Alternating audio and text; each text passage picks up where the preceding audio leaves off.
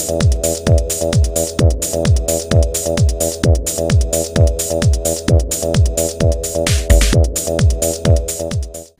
there everyone, today I'd like to take a casual peek into the Zoids Hel Digunner action figure model kit by Hasbro. This set is number 11 from the new American release, and I think was originally released in 2001 or maybe 2002. I purchased this set at a KB toy store in 2003. And I only paid $3.88 for it at the time. It was discounted from a price of $12.99. You take a look at the figure in the package there, or a picture of the figure in the package, and it has a wind-up motor, and this looks very much like the movie Alien in style. Well, really, even the head, even got the tubing here. It's kind of neat. It really looks like the movie Aliens. But this is an iguana type of Zoid. You can take a look at the top of the package here. It's got wind-up walking action. The mouth opens and closes. The blaster moves up and down. The cockpit opens as most all Zoids do. Taking a look at the back of the package, you can see a better picture of the iguana type Zoid, as it says right there, iguana type. And here's some statistics for the Hel Digunner. It weighs about 48 tons, is about 25.5 meters long, stands about 5.8 meters tall, and moves about 130 kilometers an hour. I find it interesting that Hasbro was able to name this the Hel Digunner, yet they changed the name of the Hellcat to Attack Cat because it had the word hell in it. But they kept the word hell in this particular Zoid, so I'm not sure what went on there. But let's go ahead and open up the Hel Digunner and show the contents within, and we'll be right back. Okay, well, we have the contents of the Hel Digunner out of the box, and it came in two plastic bags here. First bag has the motor unit, and let's take a look at that real quick. It's a wind-up motor. You can see where the joints go here, and where you wind it up here. Pretty neat on there. We got some rubber caps for the joints. Of course, the sticker sheet here is kind of neat. If I can get into focus there. Yeah, it's upside down. And what else do we have here? We have the pilot right here. And the canopy for the cockpit. Let's see here, we have the instruction sheet to put the Hel Digunner together on there. And it looks like it may have just a few steps here, up to, looks like 11 steps to put this guy together. And there's the visual checklist of all of the sprues and parts. It's pretty neat.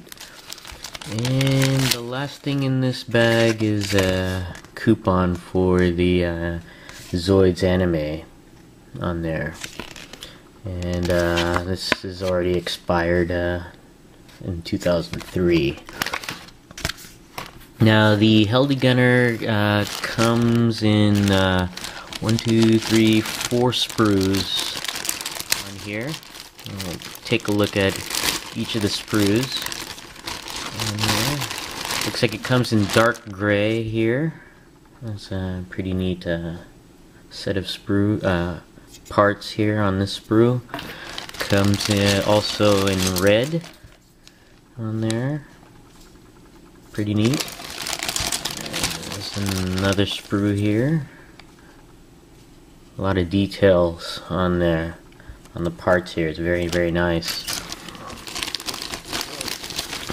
And here's the fourth sprue. It looks like a part of the main body on there.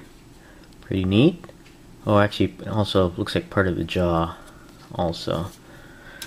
And it also comes in light gray with these tubings, which I really like. That's pretty neat. I don't know if you can get some of the detail on the tubes.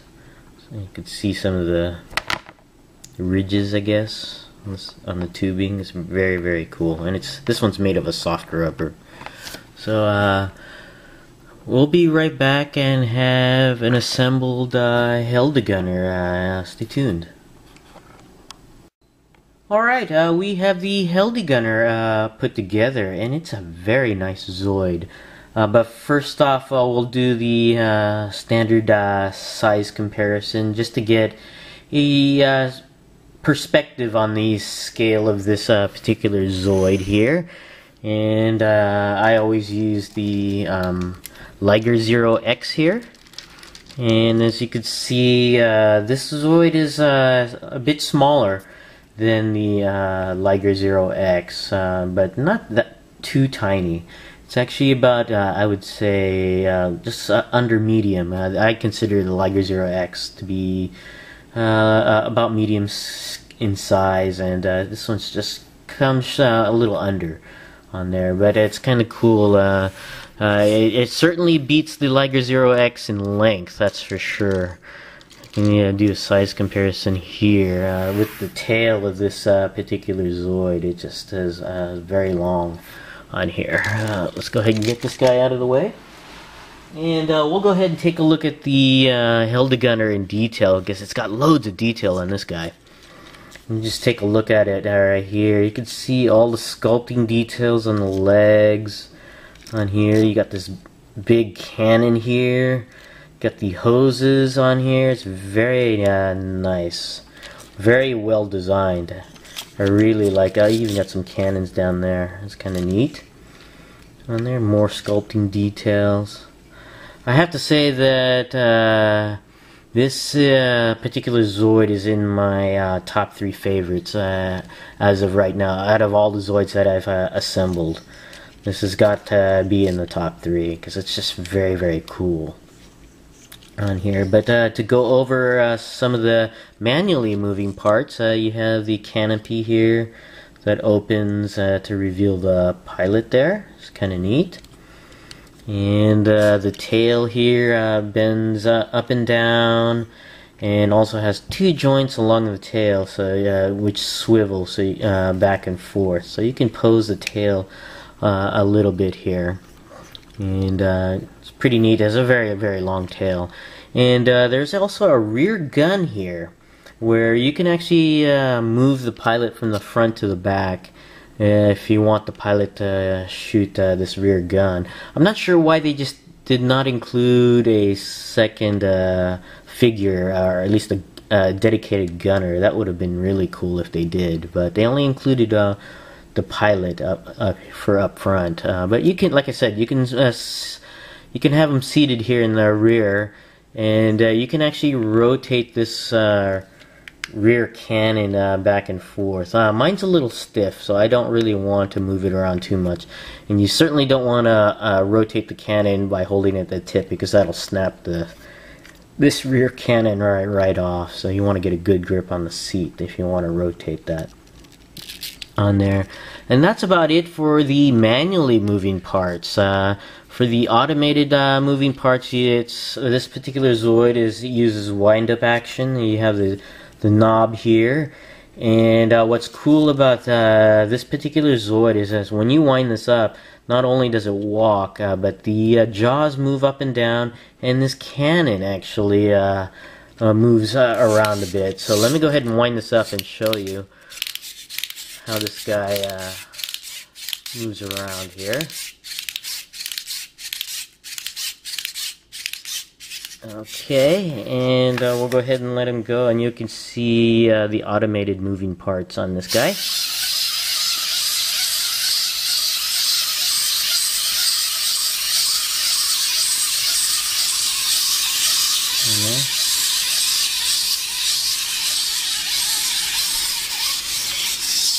So as you can see, he tends to like scoot along. It doesn't move very fast.